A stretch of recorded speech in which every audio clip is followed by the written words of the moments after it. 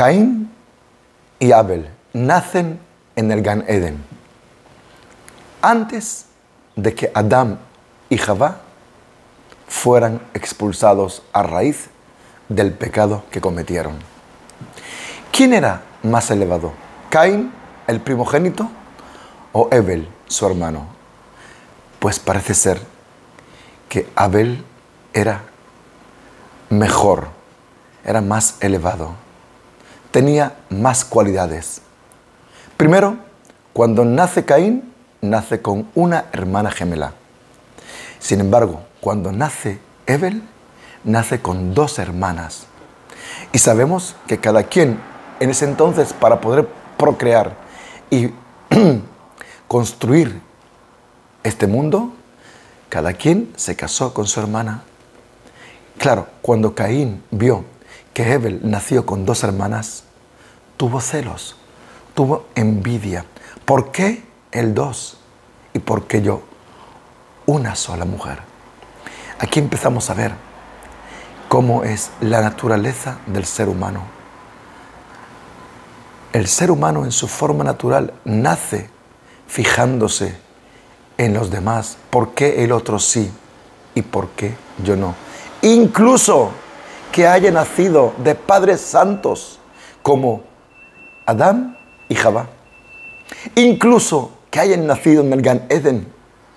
Aún así, existe esa naturaleza dentro de nosotros y tenemos que vivir despiertos y atentos a esa mala inclinación para no caer en esa tentación de celarnos, de tener envidia y de codiciar aquello que no nos pertenece. Pues bien, ahí vemos cómo ya desde que nace, Abel nace privilegiado, con dos hermanas. Número 2, sabemos también que la tierra fue maldecida cuando Adán pecó.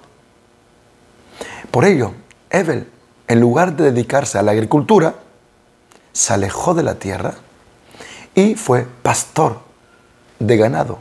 Ustedes saben que todos los líderes importantes de Am Israel, Moshe Rabbenu, David Amelech, eran pastores.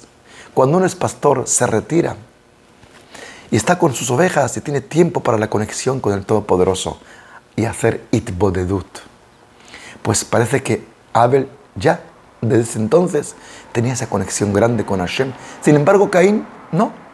Él sí escogió ser agricultor, a pesar de que sabía que la tierra había sido maldecida por Hashem Yitbaraj. Número 3.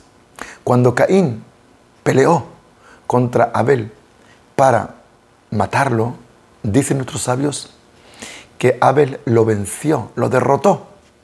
Era más fuerte que él, pero se apiadó de su hermano Caín y lo dejó.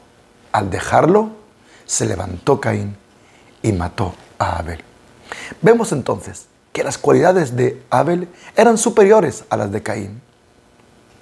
Entonces, la pregunta es, ¿por qué Hashem permitió que Caín matara y asesinara cruelmente a su hermano?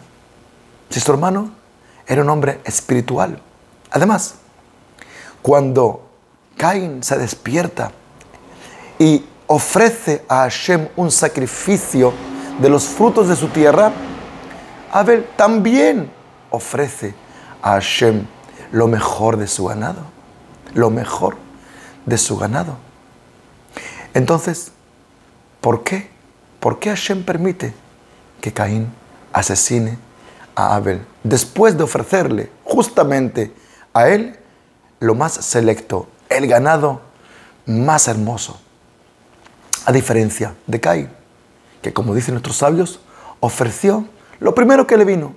Agarró los frutos de la tierra, incluso frutos que no eran buenos.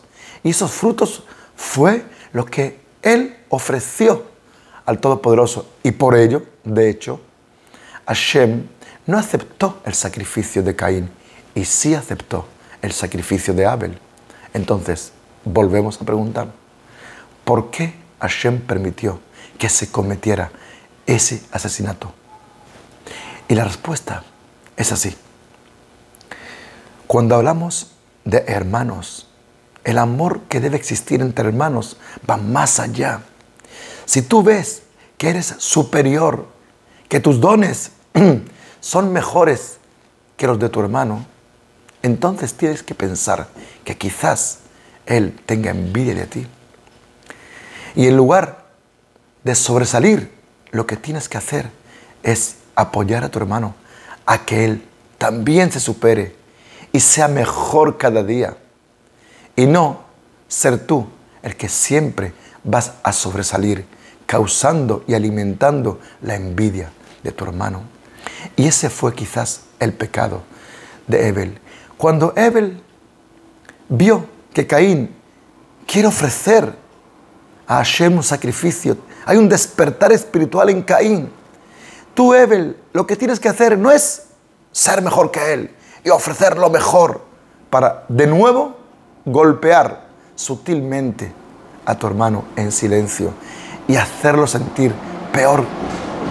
Todo lo contrario, si tú ves que tu hermano quiere superarse, quiere elevarse espiritualmente, anímalo, apóyalo, incentívalo, valora lo que está haciendo en lugar de tratar de superarlo y ser siempre tú el protagonista, el mejor de la película. Y ese es el mensaje que les quiero dar. Vinimos a este mundo no para sobresalir. Si Hashem nos dio unos dones, no nos lo dio para ser nosotros los mejores, sino para compartirlos, para ayudar a aquellos que no recibió esos dones, para que ellos también se superen y se eleven y sean mejores personas. Y eso es lo más bonito y lo más precioso de esta vida. Cuando tú, en lugar de explotar de manera egoísta esas cualidades que Hashem te ha brindado, se las regalas a los demás para que también ellos disfruten de esos regalos de Hashem Yitbaraj. Ese es el mensaje para nosotros, que somos un pueblo de hermanos. Somos todos hijos de Abraham, Isaac y Jacob, una familia mamash. Hermanos mamash, de verdad, de sangre. Hermanos de sangre. Entonces, si yo tuve el zehut y el mérito de ir a una yeshiva y de estudiar Torah y llevar una vida de Torah y de mitzvot y de ma'asim tovim, no debo mirar a mi hermano que está lejos de la Torah con ojos de hacerlo sentir inferior, porque eso va a crear en él un odio. Dios nos libre.